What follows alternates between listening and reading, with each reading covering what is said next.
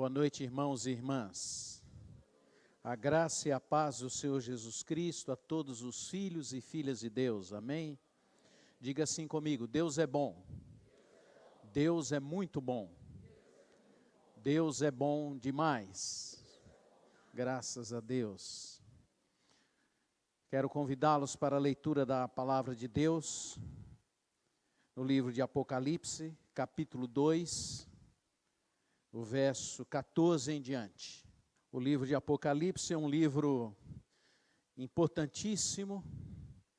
Ele tem uma palavra que os cristãos chamam de profecia, para orientação dos filhos de Deus naquele momento em que eles estavam vivendo, e também para orientação dos filhos de Deus para um futuro a médio prazo, que isso significa 300, 100, 200 anos. E uma orientação para todos os filhos de Deus do ponto de vista eterno, para sempre. Por isso, a palavra de Deus, e especialmente o livro de Apocalipse, é uma palavra sempre atual e sempre recorrente. E ela servirá para a nossa meditação, para os nossos posicionamentos imediatos da nossa vida, para o nosso existir enquanto pessoas e enquanto igreja. O texto diz assim, começando no versículo 14. Ao anjo da igreja em Laodiceia, escreve essas coisas, diz o Amém, a testemunha fiel e verdadeira, o princípio da criação de Deus. Conheço as tuas obras, que nem és frio nem quente. Quem dera fosses frio ou quente. Assim, porque és morno nem és quente, nem frio, estou a ponto de vomitar-te da minha boca. Pois dizes, estou rico e abastado, e não preciso de coisa alguma, nem sabes que tu és infeliz, sim, miserável, pobre, cego e nu. Aconselho-te que de mim compres ouro refinado pelo fogo, que te enriqueceres, vestiduras brancas para te vestires, a fim de que não seja manifesta a vergonha da tua nudez, e o colírio para ungires os olhos, a fim de que vejas. Eu repreendo e disciplino a todos quanto amo. Sê, pois, zeloso e arrepende-te. Eis que estou à porta e bato. Se alguém ouvir a minha voz e abrir a porta, entrarei em sua casa e cearei com ele e ele comigo. Ao vencedor dar-lhe-se-á sentar-se comigo no meu trono, assim como também eu venci e me sentei com meu Pai no seu trono. Quem tem ouvidos, ouça o que o Espírito das igrejas diz, o que o Espírito diz às igrejas. Oi? Foi no capítulo 3. Então me perdoem pela anotação aqui errada, apesar de eu ter conferido aqui. Muito bem. Hoje, essa é uma das cartas, das 7 cartas escritas ao povo cristão no período final, quando João já estava preso, aí por volta dos anos 60, 80, da igreja do Senhor Jesus Cristo. Ele estava preso e as cidades da época que a Apocalipse se refere, eram 7 cidades, e esta é a última cidade ao qual o texto se refere. Essa região era da Ásia, onde é hoje a Turquia. A última cidade é Laodiceia. E Laodiceia era uma cidade muito especial. Ela era rica, próspera, sujeita a vários terremotos, e diferente das demais cidades da região, quando havia um terremoto naquele lugar, Laodiceia logo era recomposta, reconstruída. Isto porque ela tinha uma certa riqueza era uma cidade que tinha uma liquidez financeira e ela conseguia rapidamente se recompor. Era uma cidade de classe média, de alta renda per capita.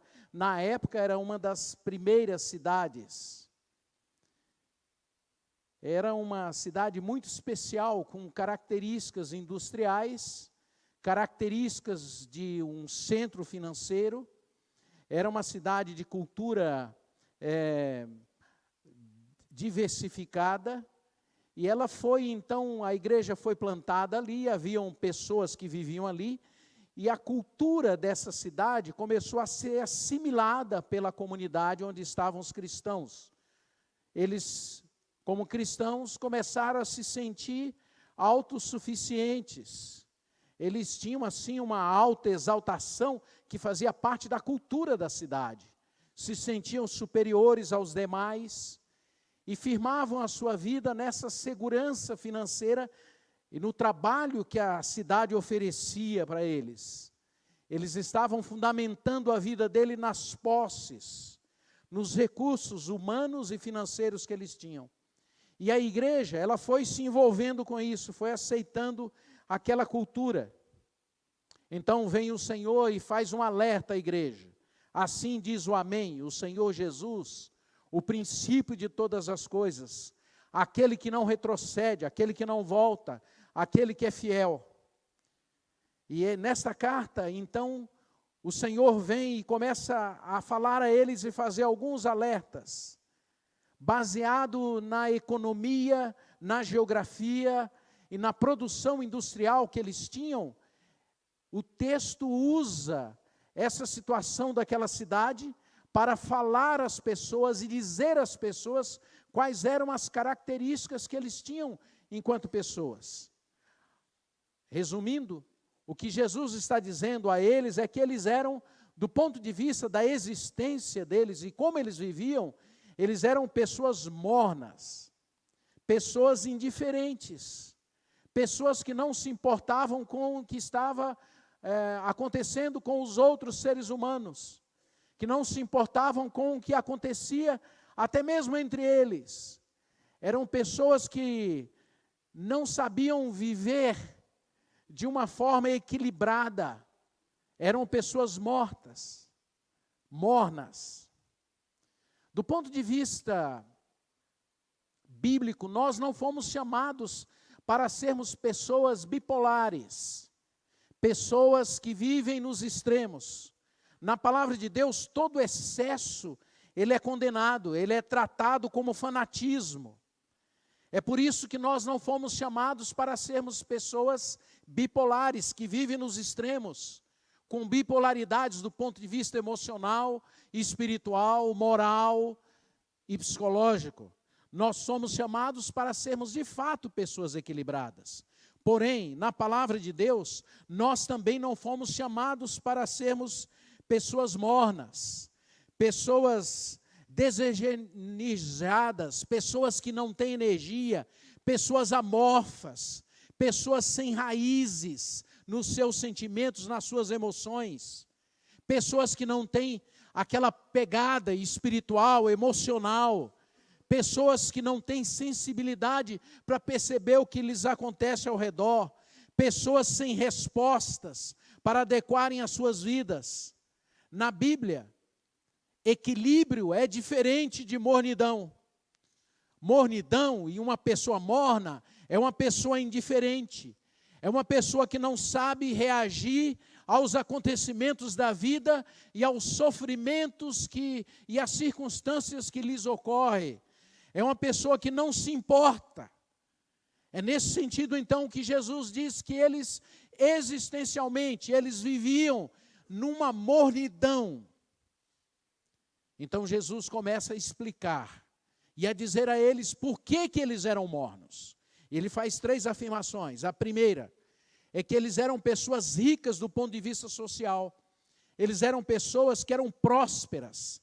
Eles eram pessoas que tinham uma capacidade do ponto de vista financeiro que estaria acima da média da maioria das pessoas no mundo na sua época. Mas do ponto de vista espiritual, eles eram pessoas cegas, eles eram pessoas pobres, eles eram pessoas que não tinham nenhuma percepção da vida de uma forma compreensível e normal.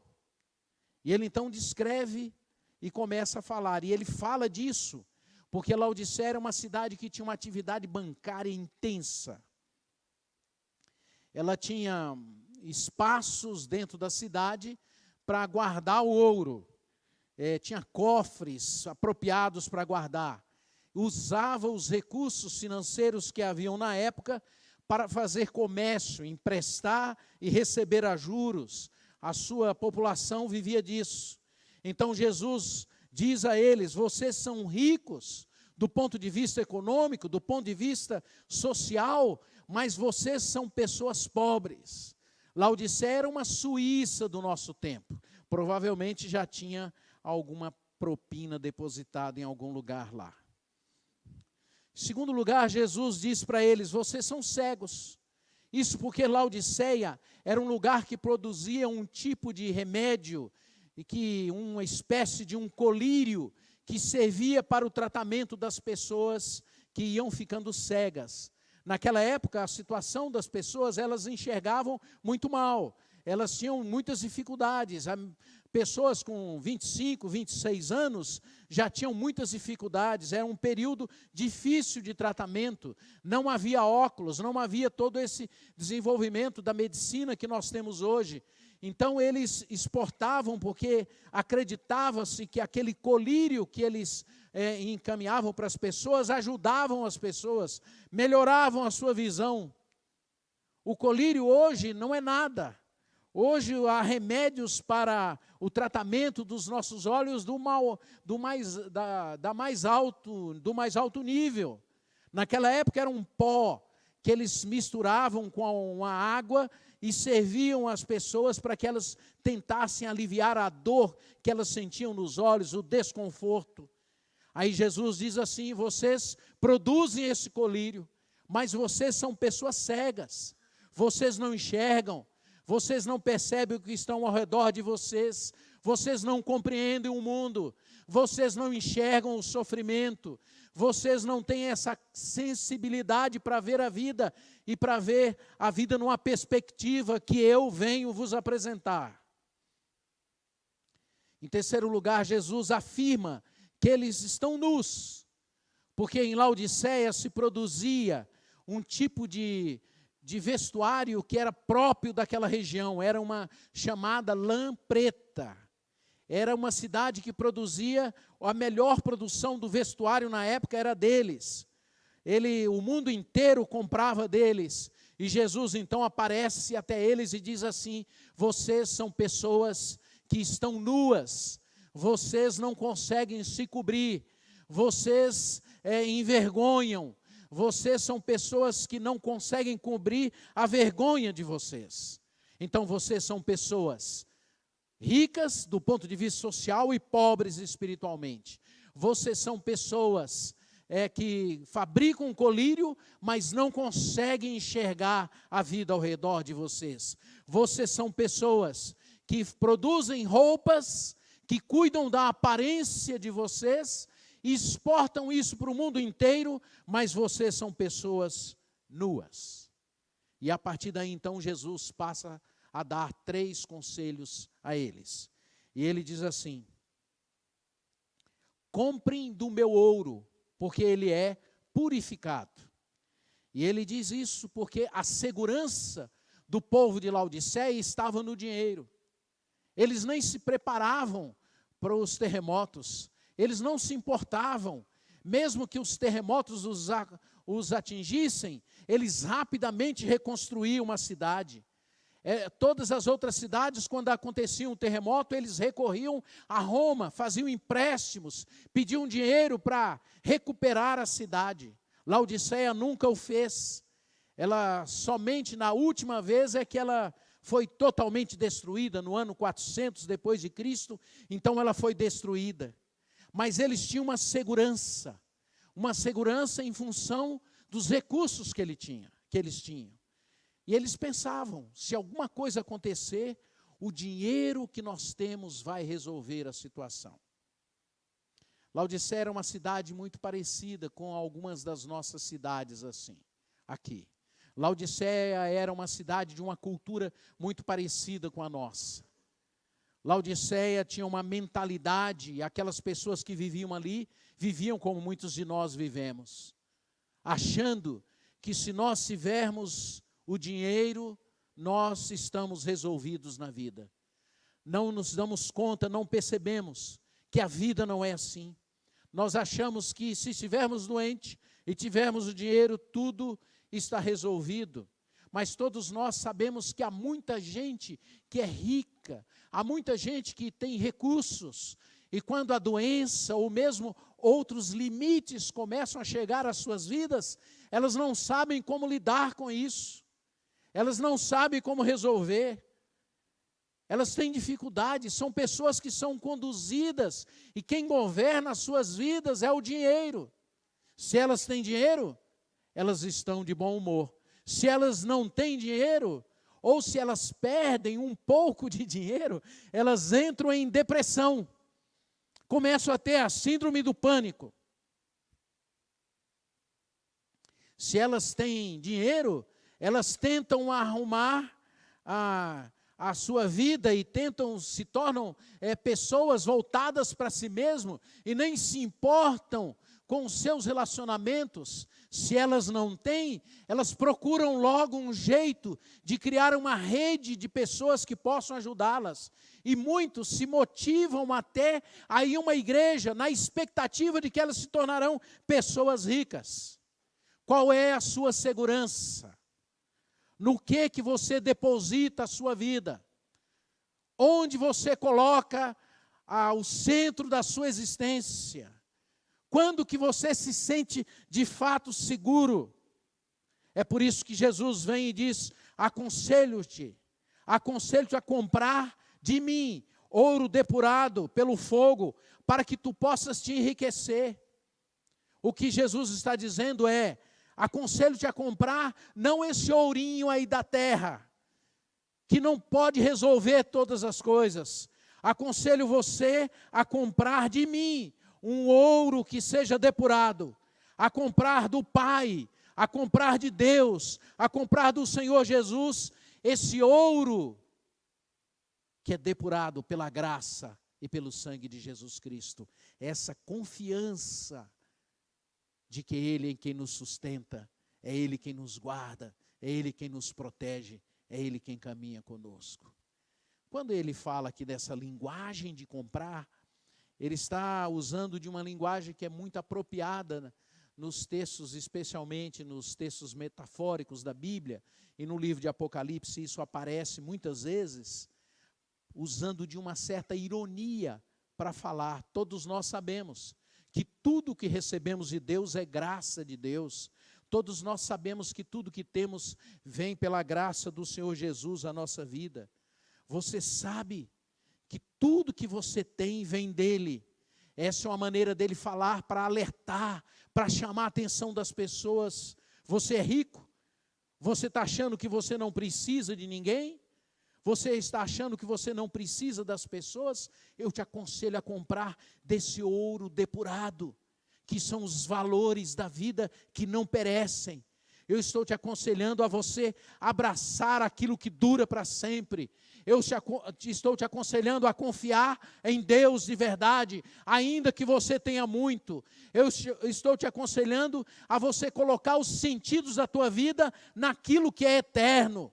Eu estou te aconselhando, diz Jesus, a você colocar a sua vida nas minhas mãos e obter de mim os valores que vão durar para sempre, que vão saltar desta vida para a eternidade. O que ele está dizendo é: se vocês colocarem a vida de vocês no ouro da terra, logo vocês se tornarão pessoas pobres, pessoas empobrecidas na alma, nas emoções, nos relacionamentos e no dia a dia de vocês. O segundo conselho de Jesus: aconselho-te a comprar de mim vestes brancas. Aquela região, como eu expliquei, era uma região onde eles eram pessoas que faziam muitas vestes, e eles cobriam de fato as pessoas e deixavam as pessoas bonitas. E aqui o que ele está dizendo é: tudo que vocês fazem, tudo que vocês fabricam, todas as roupas que vocês fazem e que embelezam o corpo de vocês, todo esse marketing que vocês usam para cobrir a vida de vocês, toda a maquiagem que vocês usam, que trabalham a imagem de vocês, isso não consegue cobrir aquilo que você de fato é. Isso vaza, os seus temores vazam, os seus medos vazam, os seus pecados vazam, as suas doenças vazam, as suas taras, elas aparecem no seu viver diário. Nada do que você faz, nada, nenhum mecanismo que você use, nenhuma forma de viver que esconda aquilo que você realmente é, não poderá cobrir aquilo que você de fato é. Compra de mim vestes puras, vestes brancas, vestes limpas, vestes que sejam transparentes, que vão mostrar para as pessoas quem de fato você é. Todas as suas coberturas, tudo que vocês fazem, tudo que vocês usam para vender uma imagem para alguém, tudo que vocês cobrirem a partir de vocês mesmos, nada disso conseguirá encobrir aquilo que você de fato é. A maioria das pessoas se escondem. A maioria das pessoas vivem escondidos em uma máscara. Vivem imagens. Vivem criando imagem de si próprio para os outros. Vivem nessa tapeação emocional. Vivem nessa camuflagem mascarada. Vivem nessas explicações injustificáveis para justificar as suas ações. E continuam nus, expostos e vazando na vida, nos relacionamentos, uma vida empobrecida de gente que é pecadora, de gente que tem problemas, de gente que tem limites. Não há dinheiro, não há roupa que possa segurar você e impedir você de ser aquilo que você é. Vou explicar isso de uma outra maneira. Enquanto você é jovem, você tem um certo controle mental. Se você for bem educado, especialmente se você for bem adestrado pela educação e pela religião, você consegue viver dentro de um padrão. Mas no dia em que você começa a perder essa energia, e é por isso que muitas pessoas ficam cansadas, é porque elas usam uma energia imensa para elas venderem uma imagem para os outros. Elas gastam muitos recursos para isso, recursos interiores, emocionais, e elas vão ficando cansadas porque elas têm que controlar um turbilhão que estão dentro delas. É disso que Jesus está falando. Ele está dizendo: olha, cubram-se com as vestes que eu ofereço. As minhas vestes são o meu sangue. Vocês precisam assumir que vocês são pecadores e pararem de esconder isso, porque não é possível esconder isso a vida inteira. Em algum momento isso vai vazar, isso vai alcançar as pessoas com quem você convive, sua família, seus amigos, seus irmãos.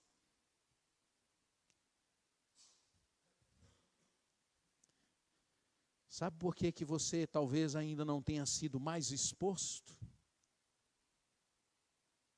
Nas suas doenças interiores, por causa da graça e da bondade de Deus, do amor de Deus, que procura cobri-lo e através do Espírito Santo convencê-lo que você é pecador e que você precisa de Jesus.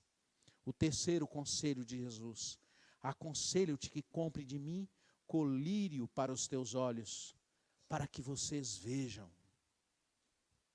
Quem crê em Jesus começa a ter os olhos de Jesus, o olhar de Jesus, a compreensão de Jesus para a vida, a compreensão de Jesus para o outro ser humano, a compreensão de Jesus para as pessoas, a compreensão de Jesus para os problemas. E cabe aqui sempre ressaltar quando eu me refiro ao que é crer em Jesus. Não é crer num poderzinho, não é crer num poder para resolver problemas de saúde. Não é só isso, é muito mais do que isso. Não é que para você ganhar e ter vantagens sobre as outras pessoas. Quando eu falo de crer em Jesus, não é esse crer pagão. Quando eu falo de crer em Jesus, é porque quem crê em Jesus, quem crer nele, é transformado. Quem crer nele é prejudicado nos seus desejos pessoais e egocêntricos, para que a vida de Cristo seja construída nele. Quem crê em Jesus tem a sua mente alterada pela graça dele, para interpretar a vida de uma forma nova. Quem crê em Jesus tem a sua mente trabalhada pela graça de Deus, para fazer as escolhas da vida de uma forma acertada. Quem crê em Jesus tem no seu coração e na sua alma um poder de decidir, o poder de dizer sim e dizer não, uma capacidade interior vinda de Deus para perdoar, para amar, uma capacidade vinda do Senhor para dizer não ao pecado, dizer não aos nossos caprichos, dizer não aos nossos desejos, dizer não às nossas taras. Quem crer nele, começa a enxergar, começa a ver a vida na perspectiva dele. É por essa razão que ele mesmo, Jesus, diz assim, que ele veio para aqueles que sofrem dessa presunção de que enxergam. Para que esses que têm essa presunção não vejam, mas ele veio para aqueles que não viam e agora possam ver. Alguns de nós, depois de algum tempo, vamos nos acostumando com a sociedade, vamos nos acostumando com a cultura que nós vivemos, vamos nos acostumando com o ambiente, vamos nos acostumando com o nosso trabalho, vamos nos acostumando com aquilo que nós temos, com o nosso conforto. E quando nós começamos a entrar nesse processo, nós precisamos de colírio, mesmo que a gente ache que a gente está enxergando. A gente precisa desse colírio divino, desse colírio que vem do Senhor, porque às vezes nessa acomodação, nessa mornidão que nós vamos andando e vivendo, nós não vemos mais a Deus, nós não enxergamos mais o próximo, ainda que ele esteja dormindo conosco, na mesma cama, no mesmo espaço, nós não enxergamos mais aqueles que estão ao nosso redor e estão em sofrimento, nós não enxergamos mais a nossa família, nós não enxergamos mais os amigos, porque nos acomodamos e entramos nesse processo de frouxidão e de mornidão. Esse é o olhar morno, um olhar de Laodiceia, um olhar indiferente, um olhar desamoroso para aqueles que estão ao nosso redor. É por isso que Jesus vem e diz: aconselho-te, compre de mim, do Senhor, esse colírio, porque se você crê em mim, você verá o outro, você verá o próximo, você verá a Deus, você vai enxergar a vida noutra perspectiva. Mas todos que creem, enxergam. E é por essa razão que nós precisamos usar esse colírio que vem do Pai, a cada dia, a cada momento. Quem sabe nós estamos vivendo esse tempo de indiferença na nossa sociedade, tempo de dureza, onde a gente não enxerga mais o outro, ainda com ele estejamos convivendo, onde não se enxerga mais o próximo, onde não se enxerga mais ninguém, onde não nos importamos mais com quem está ao nosso redor. E o próprio Jesus conclui dizendo 3 coisas que eu quero reafirmar aqui para os irmãos. Corrige, ele diz assim, que ele corrige, que o Pai corrige aquele que ama. Ou seja, ele está confrontando aquelas pessoas, porque os ama. Está dizendo para eles: acordem, abra os olhos, perceba o que está acontecendo ao redor de vocês, Entendam que esse é um tempo de desamor. Entendam que esse é um tempo de maldade. Entendam que esse é um tempo de violência. Abra os olhos. E se vocês de fato são meus filhos, comecem a perceber o que está acontecendo ao redor de vocês. Arrependam-se. Em segundo lugar, ele diz assim: eis que estou à porta e bato. Se alguém ouvir e abrir a porta, eu entrarei e cearei com ele. Até aqui, Jesus está falando no plural. Mas quando chega nesse momento aqui, ele diz: eis que estou à porta e bato. Se alguém ouvir a porta, eu entrarei e sentarei com ele à mesa e cearei. O que Jesus está dizendo é assim: é que se você abrir a porta do seu coração, ele vai entrar na sua vida e vai ter comunhão com você. Mas se você mora numa família onde você talvez seja o único que esteja de fato entendendo o que eu estou pregando aqui hoje, e você abrir a porta da sua família, ele, o Senhor, vai entrar na sua casa. Não precisa muitos, vai ser muito difícil todos se levantarem e dizerem: vem, Senhor Jesus. Mas uma pessoa pode fazer isso. E se um fizer, o Senhor vai entrar e vai cear, e vai participar, e vai abençoar aquele lar, aquela família, aquele lugar. E assim acontece na igreja também.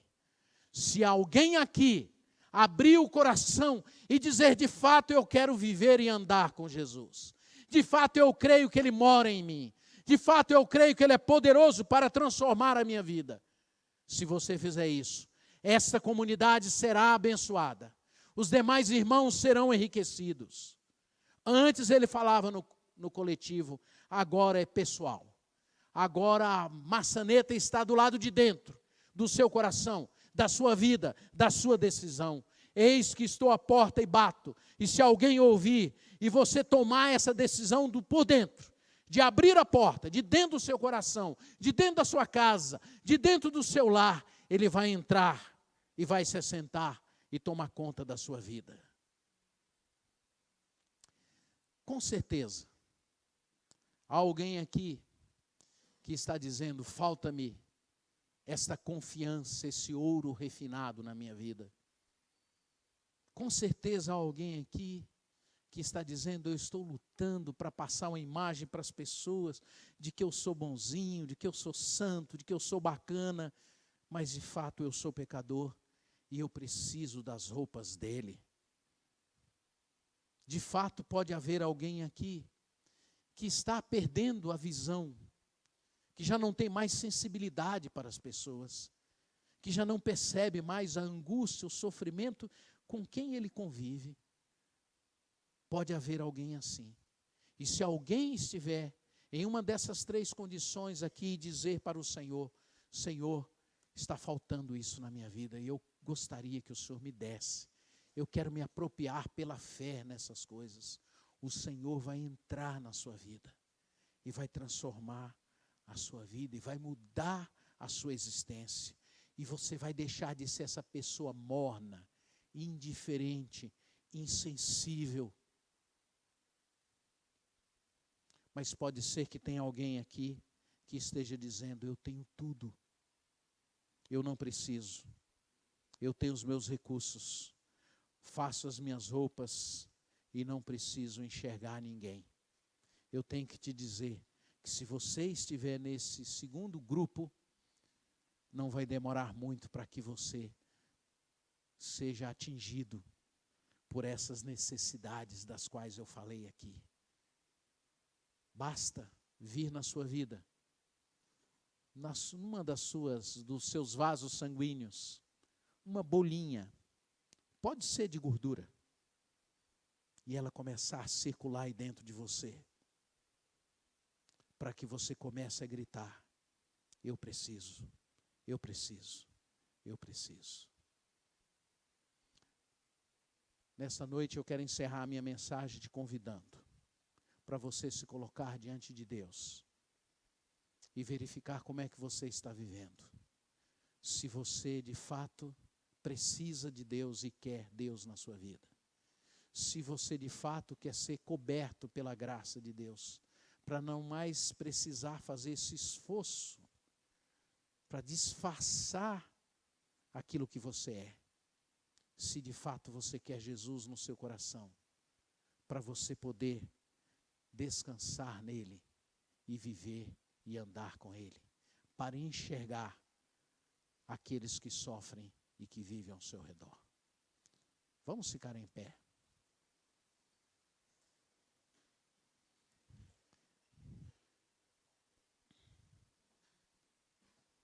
Nós vamos cantar uma canção. E gostaria que você cantasse conosco. E que enquanto cantássemos, você pensasse em duas direções. Primeiro, eu gostaria que você pensasse na sua vida. O que falta na sua vida? O que está faltando? Falta você confiar nele? Falta você aprender a descansar nele? Ou você ainda está sendo conduzido pelos recursos humanos? Você ainda está sendo governado pelos bens? O teu humor continua mudando de acordo com os seus bens? Os seus relacionamentos continuam mudando de acordo com os seus bens? Ou você já entendeu que você precisa confiar de uma forma plena em Deus? O que está faltando na sua vida? Você ainda está com essa necessidade de mostrar quem você não é para os outros e esconder aquilo que você é? Ou você já está consciente de que você é habitado por Jesus, morada do Altíssimo agora, o templo do Senhor, no qual você não precisa disfarçar, mas sendo habitado por Ele, você é transparente, a vida dele é quem governa a sua vida, é quem vaza para alcançar os outros. Você precisa mudar o seu olhar e perceber os que estão em sofrimento ao seu lado. Quem sabe começa nessa noite uma nova vida para você, uma transformação na sua existência. Vamos cantar essa canção, Pense em Você. E a segunda direção que eu gostaria que você pensasse é quem são as pessoas que você convive e que você já não as enxerga mais, você já não as vê mais. Era como se elas não existissem. Quem são as pessoas que você passa ao lado e não olha mais para elas, não se importa, tanto faz? Será que isso está acontecendo com você? Se estiver, essa é a noite de você colocar a sua vida e a vida dessa pessoa nas mãos do Senhor. Pedir para Ele: Senhor, me dá um olhar para ver o mais sofrido. Senhor, me dá um olhar para enxergar melhor as pessoas com quem eu convivo. Me dá o teu doce olhar para ver o outro ser humano de uma forma nova e